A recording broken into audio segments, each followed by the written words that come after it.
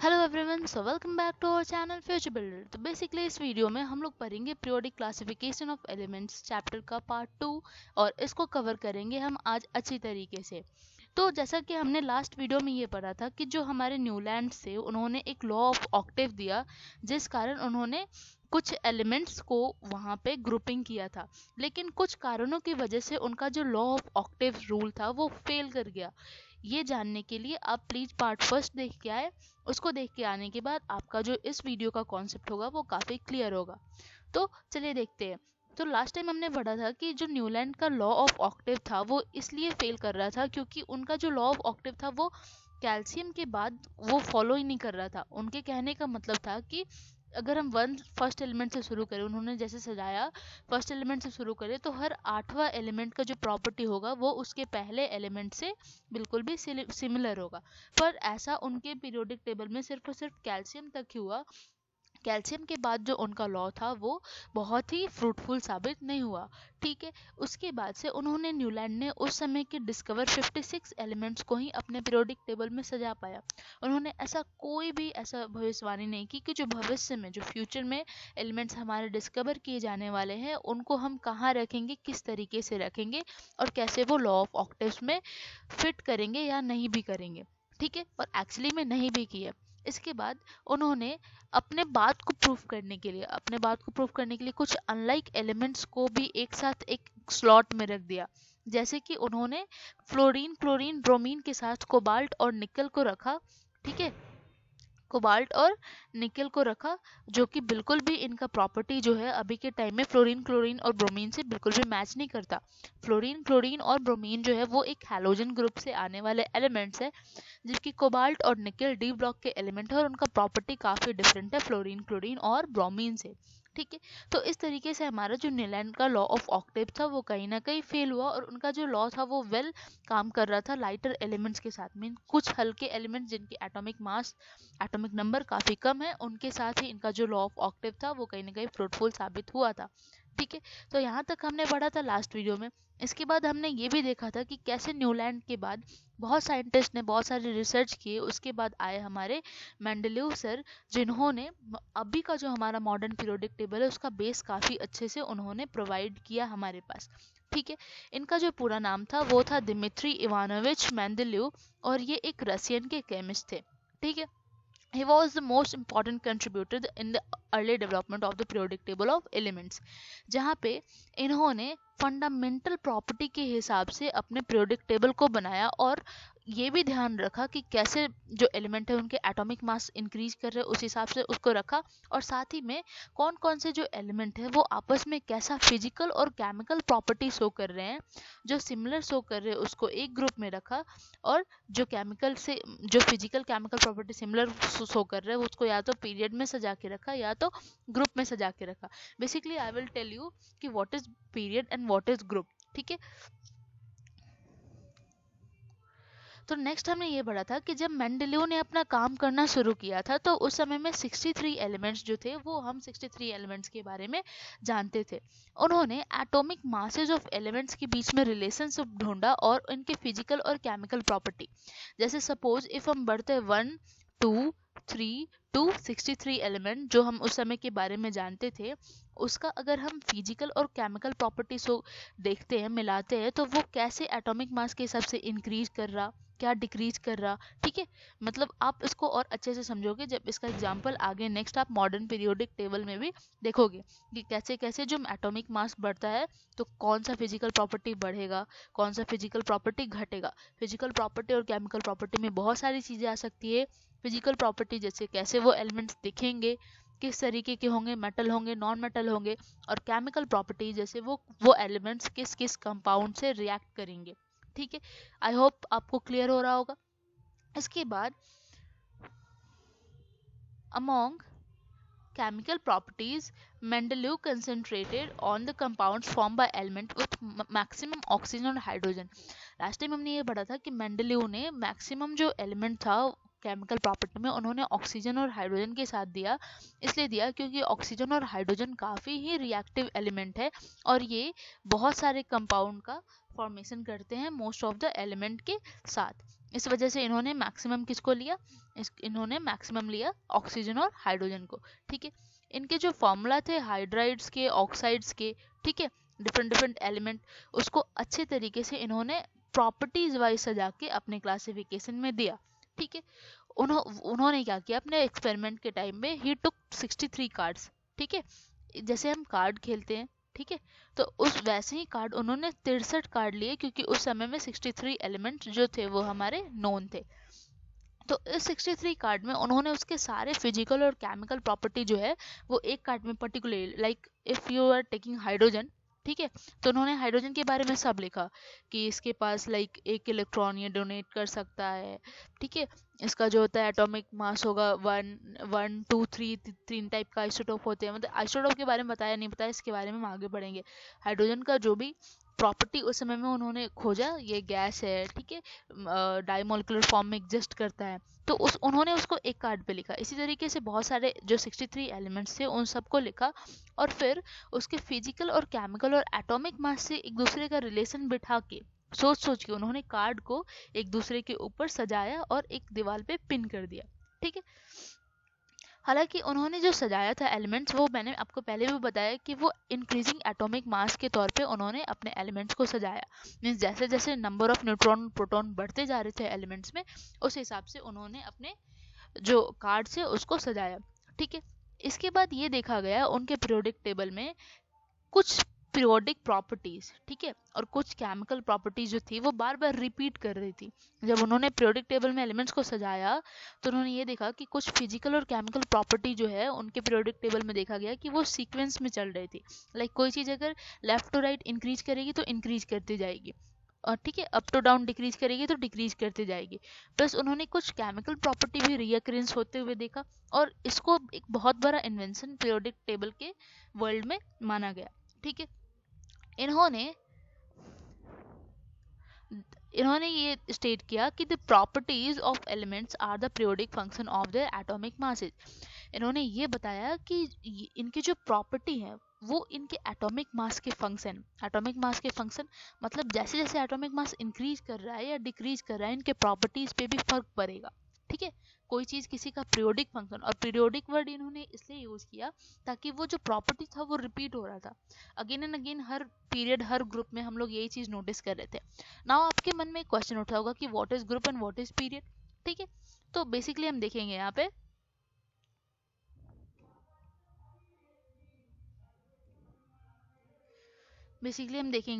कि सपोज ये हमारा पीरियोडिक टेबल का कॉलम और रॉ है। ठीक है, तो यहाँ पे अगर हम अप से डाउन चलते इधर से 1 2 3, तो इस वर्टिकल रो को हम लोग ग्रुप कहेंगे। ठीक है, हम लोग ने मेंडेलियो ने ये खोज करके गए थे कि इस वर्टिकल रो को, इस वर्टिकल कॉलम को हम लोग क्या कहेंगे, ग्रुप। और ये जो रो है, हॉरिजेंटल रो जो है, अगर हम इधर से चले 1 2 3, तो इसको हम बोलेंगे पीरियड। ठीक है, इसको हम क्या बोलेंगे, पीरियड्स। ठीक है,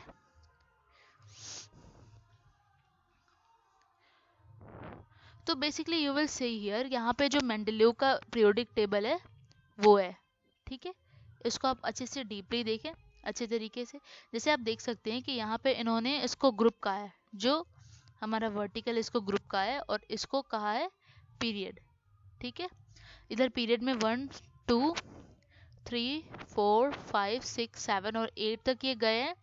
यहाँ पे इन्होंने ऑक्साइड के बारे में दिया कि वो एलिमेंट जो है वो ऑक्सीजन के साथ कैसे रिएक्ट करेगा, और जब रिएक्ट करेगा तो क्या फॉर्मूला, किस टाइप का कंपाउंड बनेगा। तो उन्होंने बताया कि जब हम फर्स्ट ग्रुप के एलिमेंट के साथ रिएक्ट कराएंगे तो जो हमारा ऑक्साइड का फॉर्मूला बनेगा वो R2O। जैसे सपोज अगर हम हाइड्रोजन के साथ कराते हैं ऑक्सीजन का रिएक्शन, तो उनका जो फॉर्मूला बनेगा वो R2O, मतलब बनेगा H2O। ठीक है, उसी तरीके से लिथियम की तरह, लिथियम से कराए अगर तो Li2O।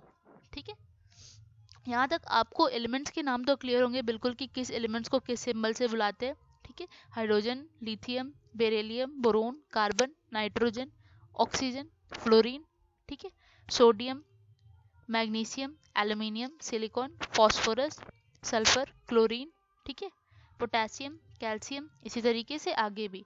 ठीक है, आपको 30 तक बेसिकली याद करना होता है क्लास 10th के लिए, आप 30 तक इसको याद कर लो अच्छे तरीके से, तो काफ़ी सही रहेगा। ठीक है, इसके बाद इन्होंने इसको ए बी करके बांटा। उसी में अगर कोई थोड़ा सा भी डिफरेंट प्रॉपर्टी करे शो करे तो उसमें इन्होंने ए बी करके इन ग्रुप्स को भी बांटा। ठीक है, जैसे यहाँ पे आप देख सकते हो कि यहाँ पे ये बोरोन और एल्युमिनियम को इस साइड और गैलियम को इस साइड और स्कैंडियम और जो यूटेरियम है इसको इन्होंने राइट साइड में रखा है। तो वो इनके प्रॉपर्टी के हिसाब से उन्होंने वहाँ पे रखा, अपने हिसाब से उनको जो भी लगा कि इससे थोड़ा सा डिफरेंट है ये किसी भी प्रॉपर्टी में, तो उन्होंने उसको राइट साइड में सजा दिया। ठीक है, तो बेसिकली इनका ये पीरियोडिक टेबल है, इसको आप अच्छे से डीपली एक बार देख लेंगे। ऐसे नहीं पूछता कि आप मेंडेलिव का पीरियोडिक टेबल ड्रॉ करें या कुछ भी। ठीक है, ये सिर्फ डेटा के लिए आप इसको देख सकते हैं एक तरीके से अच्छे से कि कितने ग्रुप्स थे उनमें, कितने पीरियड्स थे। ठीक है, अब इनका जो मेंडेलिव का जो पीरियोडिक टेबल था, आखिर इसके अचीवमेंट्स क्या क्या थे। ठीक है, we will look on achievements of Mendeleev's periodic table. ठीक है, जब ये अपना पीरियोडिक टेबल बना रहे थे तो मेंडेलीव ने क्या किया, कभी कभी कुछ स्लाइटली ग्रेटर एटॉमिक मास को कभी कभी एक स्लाइटली लोअर एटॉमिक मास के आगे रख दिया। ठीक है, जैसे अगर आप देखोगे यहीं पे कहीं आपको मिल जाएगा, जैसे यहाँ पे देखो आप, यहाँ पे एल्यूमिनियम का जो मास है वो है 29.98। ठीक है, लेकिन जो सिलिकॉन का मास है वो है 28.09। तो कहीं ना कहीं अपने प्रॉपर्टीज को शो करें, जो जिस टाइप की प्रॉपर्टी शो कर रहे थे, तो इन्होंने कहीं ना कहीं मिसबिहेव किया किसके साथ, एटॉमिक मास के साथ। इन्होंने इससे बड़े वाले एटॉमिक मास को पहले रख दिया, जबकि इनका जो पीरियोडिक टेबल था बाकी जगह ऐसा है कि इससे एटॉमिक मास इसका बड़ा होगा, इससे इसका बड़ा होगा, और इस तरीके से इंक्रीजिंग ऑर्डर में हमारा चलेगा। ठीक है, तो स्लाइटली डिफरेंस इन्होंने स्लाइटली क्या किया, जो मिसकंसेप्शन था इनका ये कि थोड़ा सा फिजिकल केमिकल प्रॉपर्टीज को मिलाने के चक्कर में इन्होंने मास को थोड़ा सा जो बड़ा वाला मास है उसको छोटे के पहले के आगे रख दिया। ठीक है, अब आप इसी तरीके से बहुत सारे इसमें एग्जांपल देखोगे कि कोबाल्ट है जिसका एटॉमिक मास है यहाँ पे 58.9, उन्होंने उसको निकेल के आगे 58.7 जिसका मास है उसके आगे रख दिया। ठीक है, तो यहाँ पे ये स्लाइटली कोबाल्ट का जो मास है वो ग्रेटर है निकल से, और फिर आप देखोगे कि यहाँ पे जो है थोड़ा सा फर्क है, और फिर भी इन्होंने यहाँ पे केमिकल प्रॉपर्टी और फिजिकल प्रॉपर्टी को मैच करने के चक्कर में वहाँ पे कोबाल्ट को आगे रख दिया निकल से, बजाय कि कोबाल्ट का जो एटॉमिक मास है वो निकल से बड़ा है।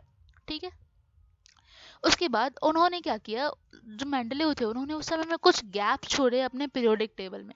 ठीक है, तो उनके इस गैप्स को डिफेक्ट के तौर पे देखा जाने लगा, और उन्होंने ये उस समय में प्रिडिक्ट किया, मेंडलीव ने उस समय प्रिडिक्ट किया कि उन्होंने एक संस्कृत नाम रखा। ठीक है, और उन्होंने इक्का, मतलब जैसे अगर मान लो कि सपोज यहाँ पे उन्होंने रखा जर्मेनियम एटम, तो इसके आगे वाले जो गैप छोड़ा उसके लिए उन्होंने संस्कृत वर्ड यूज किया इक्का। इक्का, ठीक है, एका मीन्स वन। ठीक है, और नाम डालते हैं हम संस्कृत में एका, जो कि सेम ग्रुप के पहले आए। ठीक है, उसके पहले आए, क्या नाम रखा, एका। ठीक है, तो उन्होंने कुछ जो है वो छोड़ा। ठीक है, जैसे स्कैंडियम, गैलियम और जर्मेनियम जो थे वो बाद में डिस्कवर्ड हुए, मेंडेलीव ने पीरियोडिक टेबल बना दिया, उसके बाद डिस्कवर्ड हुए हमारे स्कैंडियम, गैलियम और जर्मेनियम। ठीक है, तो इन्होंने इन सब के लिए इनके एलिमेंट्स के आगे इन्होंने एक नाम सजेस्ट कर दिया, एक का बोरोन, एक का एल्यूमिनियम, एक का सिलिकॉन। इनके एक बहुत अच्छे फ्रेंड थे जो कि संस्कृत में बहुत अच्छे थे, तो उनसे इनको कहीं ना कहीं संस्कृत का नॉलेज हुआ और इन्होंने वहाँ पे इसको पुट किया। ठीक है, और वहाँ पे वो जो एलिमेंट स्कैंडियम, जर्मेनियम, ये सब जो उस समय खोज नहीं हुआ था, उसकी जगह इन्होंने उस एलिमेंट के आगे, जो एलिमेंट के आगे वो आ रहा है जर्मेनियम, स्कैंडियम, उसका इक्का करके नाम रख दिया। जैसे सपोज अगर कोई एलिमेंट है, जैसे सपोज कि जर्मेनियम, स्कैंडियम में से कोई भी एक एलिमेंट है जो कि बोरोन के आगे आ रहा है। ठीक है, तो उस समय उसका उन्होंने नाम रख दिया इक्का बोरोन। ठीक है, एल्यूमिनियम के आगे आ रहा है तो इक्का एल्यूमिनियम। और बाद में सच में अगर हम देखा गया और उन्होंने जैसा प्रिडिक्ट किया था, एक एल्यूमिनियम का जैसा प्रिडिक्ट किया था कि कैसे कैसा कैसा प्रॉपर्टी होगा उसका, उन्होंने भले नाम वहाँ पे नहीं सजेस्ट कर पाए थे, वैसा सेम टू सेम प्रॉपर्टी जो है वो गैलियम में भी खोजा गया, जिसके कारण उन एक का जो एल्युमिनियम का प्लेस उन्होंने खाली रखा था वहाँ पे हम लोग गैलियम को रख पाए अच्छे तरीके से। तो ये उनके लिए अपने आप में बहुत ही बड़ा अचीवमेंट था कि वो फ्यूचर के आने वाले एलिमेंट्स को भी सोच सकते थे, जो कि कहीं ना कहीं न्यूलैंड लॉ ऑफ ऑक्टेव, मतलब न्यूलैंड के जो पीरियोडिक टेबल था उसमें ये बात नहीं हो पाया था। ठीक है, इसके बाद इन्होंने ये बताया था कि एक का एल्यूमिनियम जो कि गैलियम का इन्होंने प्रॉपर्टी बताया था, उसमें ये बताया था कि उसका जो एटॉमिक मास होगा वो 68 होगा। तो अभी के टाइम में वी नो दैट कि गैलियम का एटॉमिक मास 69.7 होता है, तो उस समय के लिए कुछ अप्रॉक्स था। ठीक है, उन्होंने ये बताया कि जो ऑक्साइड का फॉर्मेशन करेगा, ठीक है, वो फॉर्मेशन करेगा E2O3, जबकि गैलियम भी सेम टू सेम ऑक्साइड का फॉर्मेशन करता है Ga2O3। ठीक है, क्लोराइड का ECl3, तो गैलियम भी जो है गैलियम क्लोराइड GaCl3। ठीक है, इसके बाद इतना कुछ अच्छे तरीके से प्रिडिक्ट करने के बाद ये माना जाने लगा कि जो मेंडलीव का पीरियोडिक टेबल है वो काफ़ी ही यूजफुल है। ठीक है, इसको बहुत यूजफुल किया जा सकता है। ठीक है, और ये भी देखा गया है इससे कि इसमें थोड़ा होता है ना, सुधार की भी ज़रूरत है। मतलब कि ये जो था वो एग्जैक्ट बिल्कुल भी मैच नहीं कर रहा था, तो इसलिए ये देखा गया कि थोड़ा सा करेक्टनेस का जरूरत है मेंडलीव पीरियोडिक टेबल में। तो शायद कहीं ना कहीं हमें एक ऐसा पीरियोडिक टेबल मिले जो कि सबके लिए आइडियल हो और काफ़ी अच्छा हो। ठीक है, हालांकि कुछ जो केमिस्ट थे इन्होंने इनके पीरियोडिक टेबल को एक्सेप्ट नहीं किया, लेकिन ओनली टू मतलब एक्सेप्ट ही नहीं किया, sorry I was wrong here, accept ही नहीं किया बल्कि इनको ओरिजिनेटर भी माना जिस बेस पे इन्होंने अपने पीरियोडिक टेबल को बनाया था। ठीक है, noble gases like helium, neon, argon have been mentioned in many a context before this. These gases were very lately discovered because they were very inert, present in extremely low concentration in our atmosphere. मतलब इनके periodic table के बनाने के बाद जो noble gases थे हमारे वो बहुत ही लेट से डिस्कवर किए गए, क्योंकि ये काफ़ी इनर्ट होते हैं और काफ़ी कम परसेंटेज में हमारे एटमॉस्फेयर में पाए जाते हैं, इसलिए जो नोबल गैस का डिस्कवरी था वो काफ़ी लेट से हुआ।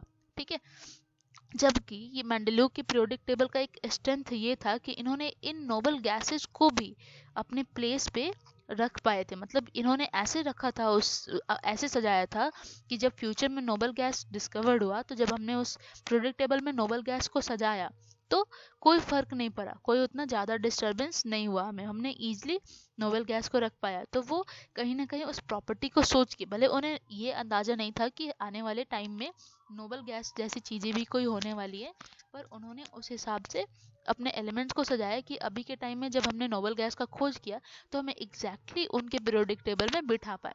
ठीक है, अब तो फिर क्या बात हुआ, क्या ऐसा क्या चीज़ हुआ कि जो मेंडलीव का क्लासिफिकेशन है, मेंडलीव का पीरियोडिक टेबल छोड़ के हमें उससे आगे बढ़ना पड़ा, उसको करेक्ट करना पड़ा।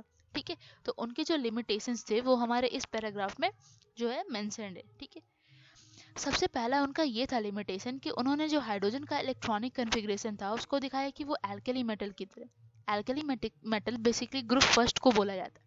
ठीक है, ग्रुप फर्स्ट को इसलिए बोला जाता है क्योंकि हम ऐसे शुरू करते हैं, ह ली ना कर रब से, ठीक है, फरियाद, जिसमें जो फ्रांसीसियम है वो काफ़ी रेडियो एक्टिव एलिमेंट होता है। तो ये हुआ हमारा ग्रुप फर्स्ट का एटम। हमारा जो नेक्स्ट वीडियो रहेगा वो इस ट्रिक पे रहेगा कि कैसे हम पीरियोडिक टेबल को याद करें।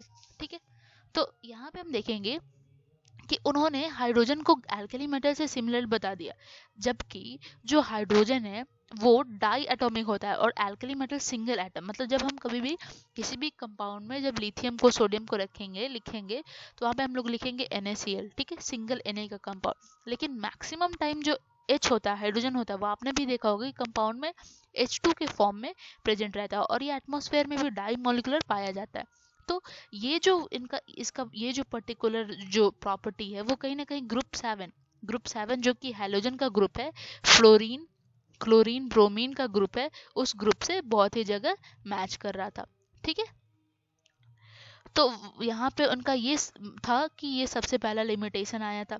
जैसे जो एल्कली मेटल है, हाइड्रोजन भी कंबाइन करता है ऑक्सीजन और सल्फर के साथ, ठीक है, लेकिन हाइड्रोजन एग्जिस्ट करता है डाई एटॉमिक मॉलिक्यूल और कंबाइन करता है मेटल और नॉन मेटल के साथ टू फॉर्म कोवैलेंट कंपाउंड, जैसा सेम करते हैं हैलोजन्स। हैलोजन क्या करते हैं, ये डाई एटॉमिक होते हैं और ये कंबाइन करते हैं मेटल और नॉन मेटल के साथ और फॉर्म करते हैं कोवैलेंट कंपाउंड। तो सिमिलर उन्हीं के जैसे जो हमारा हाइड्रोजन है वो भी ये काम करता है। यहाँ पे हम देखेंगे कुछ कंपाउंड्स ऑफ हाइड्रोजन जैसे HCl, तो यहाँ पे ये सिंगल मॉलिक्यूल के फॉर्म में एग्जिस्ट है, ठीक है, H2O H2S, NaCl Na2O Na2S, ठीक है, तो ये सिमिलर था ग्रुप फर्स्ट से, लेकिन कहीं ना कहीं ये मेटल और नॉन मेटल के साथ रिएक्ट करके एक कोवेलेंट कंपाउंड फॉर्म करता है और डाई एटॉमिक फॉर्म में एग्जिस्ट करता है जैसे H2। ठीक है, H2। तो यहाँ पे ये ग्रुप 7 से भी मैच कर रहा था, लेकिन इन्होंने जो मेंडलीव थे उन्होंने बता दिया कि जो हाइड्रोजन है वो ग्रुप फर्स्ट में ही रहेगा। हालांकि अभी तक इसके जो पोजीशन पे है वो अभी तक चर्चा बना हुआ है। कभी किसी किसी पीरियोडिक टेबल में जो हाइड्रोजन है उसको बिल्कुल पीरियोडिक टेबल के बीच में रखा जाता है, क्योंकि इसका जो प्रॉपर्टी है वो ग्रुप फर्स्ट से भी मिलता है और ग्रुप 7 से भी मिलता है। ठीक है, तो ये लिमिटेशन था मेंडलीव का।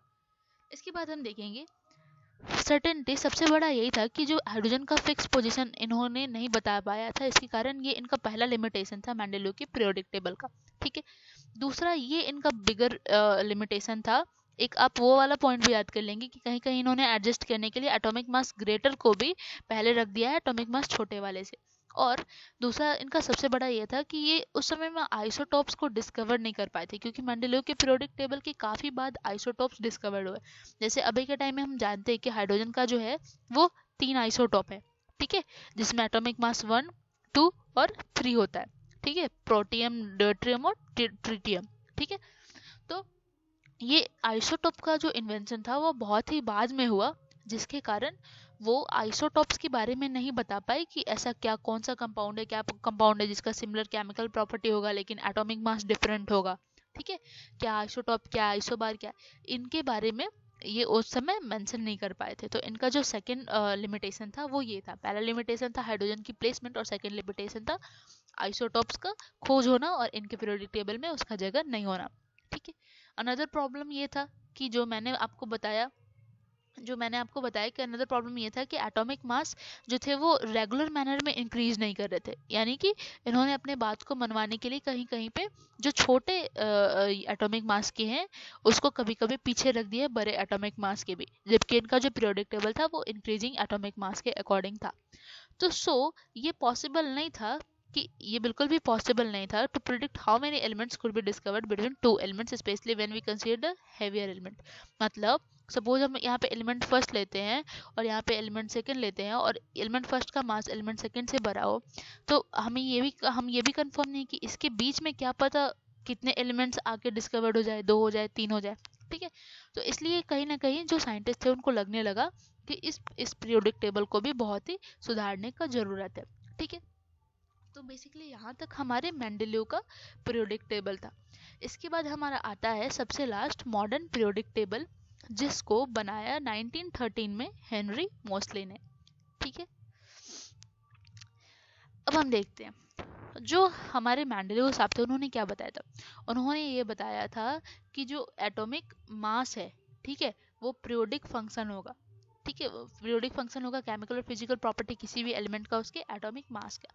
इसी चीज को बदलते हुए हेनरी मोस्ले ने ये कहा कि जो एटॉमिक नंबर है, यानी कि जो नंबर ऑफ इलेक्ट्रॉन और प्लस जो नंबर ऑफ प्रोटॉन है, ठीक है, ये चीज से फर्क पड़ता है, ना कि नंबर ऑफ न्यूट्रॉन और प्लस नंबर ऑफ प्रोटॉन से। यानी एटॉमिक नंबर हमारा क्या होता है, एटॉमिक नंबर होता है हमारा कि नंबर ऑफ इलेक्ट्रॉन का कितना नंबर है प्लस नंबर ऑफ प्रोटॉन, जबकि जो हमारा एटॉमिक मास होता है उसमें होता है नंबर ऑफ न्यूट्रॉन और प्लस नंबर ऑफ प्रोटॉन।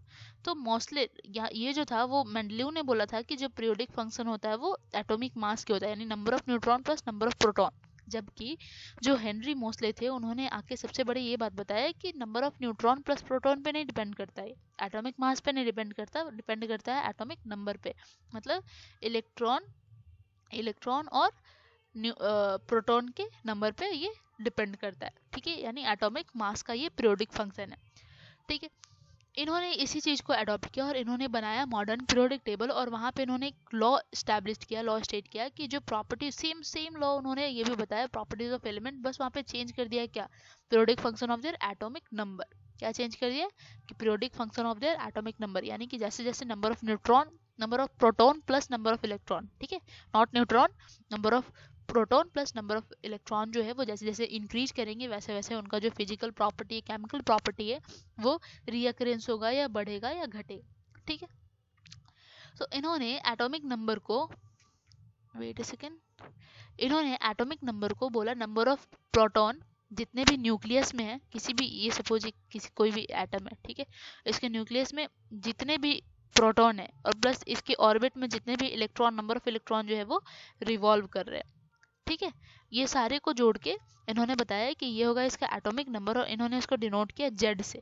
ठीक है, जो एटॉमिक मास है number of neutron plus proton उसको हम डिनोट करते हैं ए से और एटॉमिक नंबर को डिनोट करते हैं जेड से। ठीक है, तो इसके बाद जो मॉडर्न पीरियोडिक टेबल है इसका क्लासिफिकेशन हो पाया और इसमें बेसिकली हर वो प्रॉपर्टीज प्रिडिक्ट कर पाए जो कि पहले से प्रिडिक्ट नहीं था, क्योंकि ये इंक्रीजिंग एटॉमिक नंबर के बेसिस पे ये जो पीरियोडिक टेबल था वो कहीं ना कहीं बना था। तो बेसिकली ये है हमारा पीरियोडिक टेबल। ये क्योंकि ऐसे ये है तो थोड़ा सा इसमें प्रॉब्लम होगा देखने में आपको। आप अपने बुक के पेज नंबर 86 में आप जरूर देखेंगे इसे। ठीक है, आप अच्छे तरीके से देखेंगे और इसके नेक्स्ट वीडियो में हम लोग अच्छे से इसको बता देंगे। अभी बेसिकली हम लोग थ्योरी पढ़ रहे हैं, इसके बाद ज़रूर हम ये डिस्कस करेंगे कि कैसे जो पीरियोडिक टेबल के नंबर्स को याद करें, क्या मैजिक नंबर है, कैसे इन एलिमेंट्स के नाम को याद करें। तो आप नेक्स्ट वीडियो भी ज़रूर देखना। ठीक है, अब यहाँ पे बता रहा है कि जैसा कि हम देख सकते हैं कि जो पीरियोडिक टेबल है, ठीक है, वो इन सारे बातों का ध्यान रख रहा, जो भी मेंडेलीव पीरियड के लिमिटेशंस थे इन सारे बातों का ध्यान रख रहा था। जैसे जो हमारा पोजीशन है हाइड्रोजन का, ठीक है, इसको भी डिस्कस करेंगे हम इसके बाद। ठीक है, मॉडर्न पीरियोडिक टेबल में इसके बाद जो पोजीशन था वो कैसा था। तो हमारे मॉडर्न टेबल में पूरे 18 वर्टिकल ग्रुप्स कॉलम जो है वो जाने गए ग्रुप्स के नाम पे। जैसे आप यहाँ पे काउंट करोगे तो ये पूरा यहाँ पे नंबर गिवन भी है, ये 1 2, ठीक है, 3, ऐसे नीचे यहाँ पे 3 4 5 6, ठीक है, ये जा रहा है सीधे 18 तक। ठीक है, तो हमारा जो मॉडर्न पीरियोडिक टेबल था इसमें जो पूरे टोटल ग्रुप्स के नंबर थे वो थे 18 और 7 थे पीरियड्स। ठीक है, हॉरिजॉन्टल रो थे 7, यहाँ पे देखिए। ठीक है, ये फर्स्ट, ये सेकंड, ये थर्ड, ये फोर्थ, ये फिफ्थ, ये सिक्स्थ, ये सेवेंथ। बेसिकली जो मॉडर्न पीरियोडिक टेबल इसके बारे में बहुत ही डिटेल में हम लोग नेक्स्ट वीडियो करने वाले हैं, उसका पक्का से देखना। ठीक है, आप देखोगे कि जो ग्रुप्स में है, ठीक है, जो ग्रुप्स में एटम है वो कहीं ना कहीं same number of valence electron रख रहे हैं। जैसे अगर आप ग्रुप फर्स्ट में जाते हो, ये जो हमारा है वर्टिकली ये ग्रुप फर्स्ट है, ठीक है, तो इसमें आप जाओगे तो इसका जो वैलेंस इलेक्ट्रॉन है, वैलेंस इलेक्ट्रॉन क्या होता है, जो लास्ट ऑर्बिट में जो हमारा इलेक्ट्रॉन, इसमें सपोज कितने भी ऑर्बिट्स है, लेकिन लास्ट ऑर्बिट में जो हमारा इलेक्ट्रॉन है, ठीक है, सपोज ये लास्ट ऑर्बिट है, इसमें कितना इलेक्ट्रॉन है, ठीक है, तो ये जो नंबर होता है वो पूरे पूरे ग्रुप में सेम रहता है, same number of valence electron रहेगा पूरे डाउन द ग्रुप सब में। ठीक है,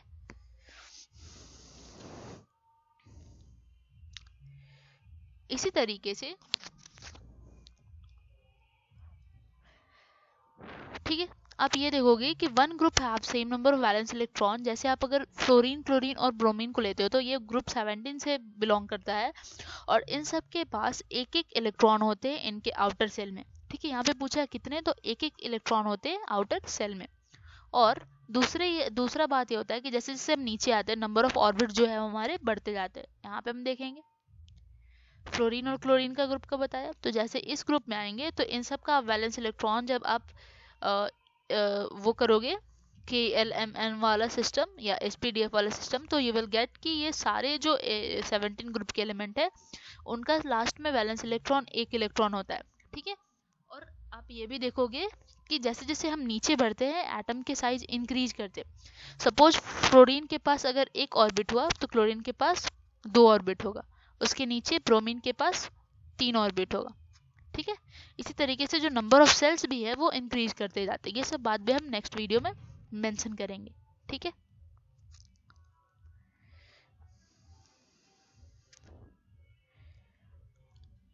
ठीक है, अब बात आती है कि हाइड्रोजन की प्लेस की। तो हाइड्रोजन को हम कहाँ रखें, तो हाइड्रोजन को इन्होंने फर्स्ट पीरियड में रखा क्योंकि ये बेसिकली ग्रुप 1 या ग्रुप 17 किसी में भी हो सकता है। ठीक है, इन्होंने हाइड्रोजन को सबसे ऊपर में रखा इसलिए क्योंकि सबसे ऊपर में अलग में इसलिए रखा फर्स्ट पीरियड में क्योंकि या तो ये ग्रुप फर्स्ट से भी बिलोंग कर सकता है या ये ग्रुप 17 से भी बिलोंग कर सकता है।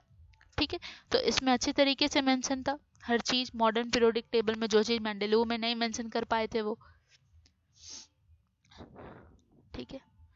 इसके बाद आप देखोगे कि जो फर्स्ट पीरियड है, ठीक है, जब आप फर्स्ट पीरियड में देखोगे तो आप देखोगे कि इनके पास same number of valence electron नहीं होता, लेकिन इनके पास सेम नंबर ऑफ सेल्स होते हैं। मतलब जब आप इस तरीके से हॉरिजेंटली बढ़ोगे, ठीक है, जब आप ऐसे पीरियड वाइज बढ़ोगे तो आप ये देखोगे कि जो टाइटेनियम है और जो वेनेडियम है, इसके पास सेम वैलेंस इलेक्ट्रॉन नहीं है। लास्ट में जो ऑर्बिट, लास्ट ऑर्बिट में जो इलेक्ट्रॉन का संख्या है वो सेम नहीं है, पर इनके पास सेम सेल। मतलब अगर टाइटेनियम का 2 ऑर्बिट होगा तो वेनेडियम का भी 2 ऑर्बिट होगा, ठीक है, तो इनके पास सेम सेल होता है, ठीक है। Getting it? आई होप एकदम क्लियर हो रहा होगा, ठीक है। आप यहाँ पे ये भी ऑब्जर्व करोगे कि जो नंबर ऑफ वैलेंस इलेक्ट्रॉन होता है वो इंक्रीज करता है एक एक यूनिट से। मतलब जो वैलेंस सेल का इलेक्ट्रॉन होगा वो एक एक यूनिट से बढ़ेगा पीरियड्स में, ठीक है। जैसे सपोज अगर किसी में 1 इलेक्ट्रॉन है पीरियड्स में, तो नेक्स्ट वाले में 2 इलेक्ट्रॉन, ठीक है, 3 इलेक्ट्रॉन, ठीक है, 4 इलेक्ट्रॉन। और एटॉमिक नंबर जो है वो 1 यूनिट इंक्रीज करेगा from moving to left to right, ठीक है। 1 सेकेंड,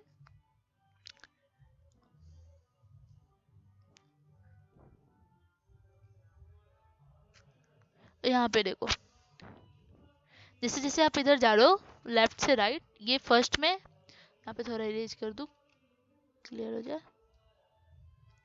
ठीक है। जैसे जैसे आप जा रहे हो, यहाँ पे आपका है फर्स्ट में हाइड्रोजन, ठीक है। इधर से आप जाओगे राइट की तरफ, आप अपने बुक में भी देखते रहो, बुक खोल के बैठ जाओ। यहाँ पे सेकंड में हीलियम, ठीक है। फिर आप देखो यहाँ पे थर्ड में लिथियम, फोर्थ बेरिलियम।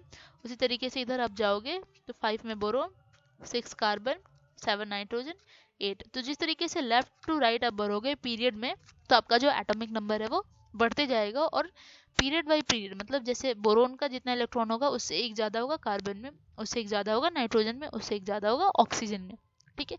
तो इस तरीके से इन्होंने सजाया। देख रहे हैं आप यहाँ पे फिजिकल प्रॉपर्टी, केमिकल प्रॉपर्टी सारे जो है वो एक पीरियोडिक फंक्शन में चल रहे हैं, अच्छे तरीके से चल रहे, सिस्टमेटिक चल रहे, इंक्रीजिंग डिक्रीजिंग, ये जो लॉ है वो फॉलो कर रहा है, ठीक है। नाउ आप ये कह सकते हो atoms of different element with the same number of occupied cells are placed in the same period। मतलब डिफरेंट डिफरेंट सेल से, ठीक है, डिफरेंट डिफरेंट एलिमेंट जो है वो सेम नंबर ऑफ सेल लिए, मतलब आपस में सेम नंबर ऑफ ऑर्बिट लिए और उनको एक पीरियड में इन्होंने सजाया है। किसने? हेनरी मोस्ले ने। जैसे जो सोडियम है, मैग्नीशियम है, ठीक है, एल्यूमिनियम में सिलिकॉन है, फॉस्फोरस है, सल्फर है, क्लोरीन है, इन सबको एक पीरियड में सजाया गया है। भले ही एलिमेंट्स ये दूसरे दूसरे ग्रुप से बिलोंग करते हो, दूसरा दूसरा इनका प्रॉपर्टी हो, भले ही जो हमारा जो सोडियम है वो मेटल है और जो क्लोरीन जो है वो नॉन मेटल है, लेकिन इनके पास जो नंबर ऑफ ऑर्बिट्स होंगे वो सेम होंगे, क्योंकि ये सेम पीरियड से बिलोंग करते हैं, ठीक है। इसके बाद आप ये भी देख सकते हो कि इन जो मॉडर्न पीरियोडिक टेबल है इसमें जो इलेक्ट्रॉन्स है उसको KLMN सेल में भरा गया, ठीक है, उसमें इसको फिलअप किया गया। और जब इलेक्ट्रॉनिक कन्फिग्रेशन आप कंफर्म करोगे, ठीक है, इसमें लिखोगे अच्छे तरीके से आप ये देखोगे कि each period marks a new electronic shell getting filled. मतलब हर जो पीरियड में है वो इलेक्ट्रॉन, जैसे सपोज कि इसमें 2 है तो इसमें 3 भी हो सकता है, ठीक है, 4 भी हो सकता है हमारा जो ऑर्बिट है, ठीक है। और हर जैसे ईच पीरियड है उसका एक सेट इलेक्ट्रॉनिक सेल होता है। जैसे suppose group first, group second है, ठीक है, उसमें 2 ऑर्बिट है तो सब में 2 ऑर्बिट होगा, ठीक है। अब इसी में जो इलेक्ट्रॉन है वो भर रहे, किसी में 1 हो जाएगा, किसी में हाफ फिल्ड हो जाएगा, ठीक है, किसी में फुल फिल्ड हो जाएगा। फुल फिल्ड मतलब उस ऑर्बिट में पूरे इलेक्ट्रॉन भर जाएंगे, ठीक है। लेट में सी कितना बचा हुआ है, तो इसको हम लोग थर्ड पार्ट में कर देंगे। अभी ये बहुत बचा हुआ है तो हम लोग थर्ड पार्ट में इस वीडियो को कंप्लीट करेंगे, ठीक है, वरना ये वीडियो जो है वो काफ़ी लंबा हो जाएगा। थर्ड पार्ट में कंप्लीट करने के बाद हम लोग पढ़ेंगे पीरियोडिक टेबल को बिल्कुल डीपली, ठीक है। अभी तक के लिए थैंक यू सो मच। अगर पसंद आया तो लाइक, सब्सक्राइब और शेयर जरूर करना। Thank you.